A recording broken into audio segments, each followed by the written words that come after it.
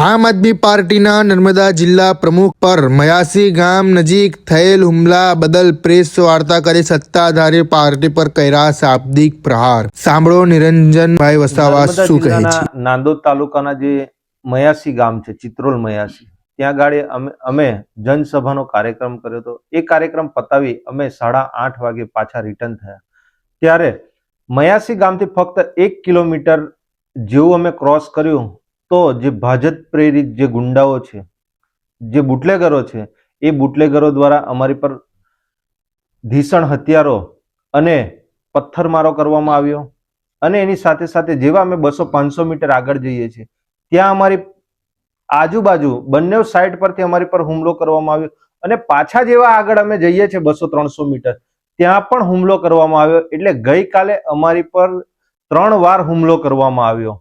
આ ખૂબ જ ગંભીર અને એક નિંદનીય બાબત છે. આજે જો આટલી છેલ્લા 2 દિવસમાં અમારી પર તમે જુઓ, બુટલેગરો દ્વારા આ જે ભાજપ પ્રેરિત જે બુટલેગરો છે એ બુટલેગરો દ્વારા ક્યાંક ને ક્યાંક અમારી ઉપર જાનથી મારી નાખવાની ધમકીઓ આપે છે. ખુલ્લેઆમ બુટલેગરો અમને સંતોષ ચોકડી પર રોકી ભર બજારમાં અમને ધમકીઓ આપે છે. અને ગઈકાલે તો 20-25 જણની આખી જે ટુકડી બનાવી બંને સાઈડ પર થી એ લોકોએ અમારી પર હથિયારો દ્વારા અને પથ્થરમારો એ લોકોએ કર્યો છે.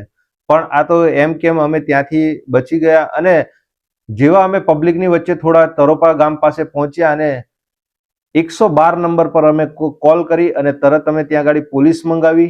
અને જે અમારી પર અમને શંકા છે ત્યાં ગાડી જે બુટલેગરો છે એ બુટલેગર દ્વારા 4-5 દિવસ પહેલા પણ અમારા કાર્યકર જે કણપોર ગામે એ લોકો સભા કરવા ગયા હતા ત્યાં પણ એમની પર પથ્થરમારો અને હુમલો થયો હતો. પણ તે ઘટનાનું અમે વર્ણન નહોતું કર્યું. પણ કાલે જે ઘટના થઈ છે એમાં દિનેશભાઈ બુટલેગર, હસમુખભાઈ, વિલુભાઈ, વિશાલભાઈ જેવા 20 થી 25 લોકો ત્યાં ગાડી એ સ્થળ પર ફૂલ દારૂ પીધેલી હાલતમાં અમારી પર જાનલેવા હુમલો કર્યો છે. આજે અમે નર્મદા એસપી સાહેબ પાસે ગયા અને એસપી સાહેબને કીધું કે આજે અમે એક નેશનલ પાર્ટીના આજે જે નર્મદા જિલ્લાના પ્રમુખ છે, જો અમારી પર જ આટલા 2-3 દિવસમાં આટલા ગંભીર અને આ ભાજપ પ્રેરિત જે બુટલેગરો છે એ બુટલેગરો દ્વારા જે હુમલો થયો છે એ બિલકુલ ચલવી નહીં લેવાય. એની પર કડકમાં કડક એક્શન લેવામાં આવે અને એવો દાખલો બેસાડવામાં આવે કે જેથી કરીને આવનારા દિવસોમાં એક અમારી જેવા પ્રતિનિધિ પણ કોઈ સામાન્ય વ્યક્તિ પર પણ આ બુટલેગરો દ્વારા કે કોઈ અજાણ્યા વ્યક્તિ દ્વારા પણ આવી કોઈ ઘટના ના થાય. જો આજે અમારી જ જાનને જો જોખમ હોય તો આજે સામાન્ય જનતાનું શું? એટલે અમે એસપી સાહેબ શ્રી સાથે વાતચીત કરી છે. એમણે અમે આશ્વાસન પણ આપ્યું છે. અને સાથે સાથે અમને આ જે ઘટના આજે તમે જુઓ ગુજરાતમાં આજે સમગ્ર જિલ્લાઓમાં સમગ્ર વિસ્તારમાં આજે આ દારૂ, જુગાર, આંકડા, ડ્રગ્સ બાબતે છેલ્લા 8-10 દિવસથી આજે બધું ઘટનાક્રમ ચાલી રહ્યું છે. સોશિયલ મીડિયામાં આજે પોલીસો દરેક જગ્યાએ રેડ પાડી રહી છે. તો અમે પણ અહીંના જે સાંસદ છે, અહીંના જે ભારતીય જનતા પાર્ટીના જિલ્લા પ્રમુખ છે અને પ્રતિનિધિઓ છે એમને કીધું હતું કે બુટલેગરોને તમે જ્યાં છારવાનો જે ધંધો કરો છો, એમને તમે જે આશરો આપો છો, આજે એ બુટલેગરો આજે અમારી પર જાનલેવા હુમલો કરે છે. અને આજે આ પોલીસ દ્વારા પણ જે રેડો પાડવામાં આવે છે અને એમનો દારૂ આજે કબજે કરવામાં આવે છે.